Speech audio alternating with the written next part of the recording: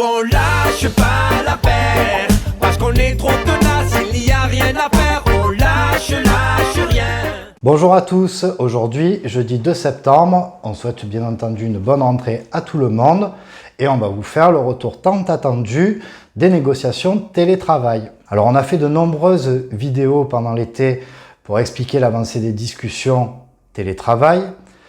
Il y a déjà plus d'une vingtaine de propositions de la CGT qui ont été retenues et qui vont permettre d'améliorer concrètement la mise en œuvre du télétravail à la CPAM 13. On est d'ailleurs très loin de la première version du texte, tant sur l'éligibilité, la candidature et le droit à la déconnexion. Le DG n'est venu qu'à la dernière réunion, donc le mardi 31 août, et nous a félicité du travail qui était accompli et nous a remis la version définitive, donc la version 4. Sauf que, évidemment, il y a des questions qu'on a posées dès le début et qui, même avec la version définitive, ne nous ont pas apporté de vraies réponses. Donc par exemple, pour les temps partiels, rien n'est clair, rien n'est écrit. Le DG nous affirme que les détails seront fournis avec un petit guide d'application qui sera fourni aux responsables. Voilà.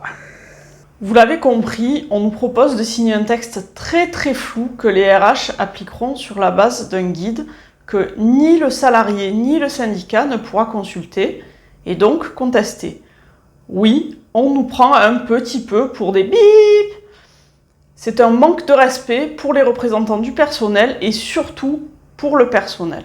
De la même manière, les salariés avaient au début de l'été des négociations le choix avec 1, 2 ou 3 jours de télétravail.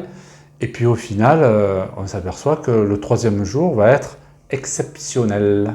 Ok, mais sur quelle base? Est-ce que ceux qui avaient déjà 3 jours avant le confinement vont être prioritaires sur ceux qui, pendant le confinement, ont travaillé 5 jours sur 5? Quels critères Bien, la direction reste très floue sur ce sujet. Les propos de la DRH, d'ailleurs, on peut le dire comme ça, mais ce n'est pas garanti à 100%.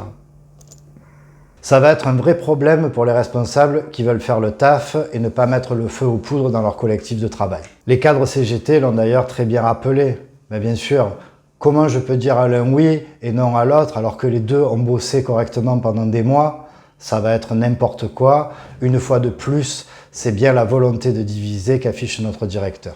Ce qui n'a pas changé, par contre, c'est le peu de prévention primaire des risques, qui pose quand même question pour un organisme comme l'assurance maladie. Donc, je cite, « Le mobilier au domicile relève par principe de l'installation personnelle du salarié. » Ou encore, « Aucune participation de l'employeur ne peut être engagée, sauf prioritairement en faveur des salariés en situation de handicap, sur avis du médecin du travail ou sur demande des salariés sur critères de ressources. » Attention, l'employeur, je cite, étudiera au cas par cas sans toutefois être tenu par une obligation de résultat.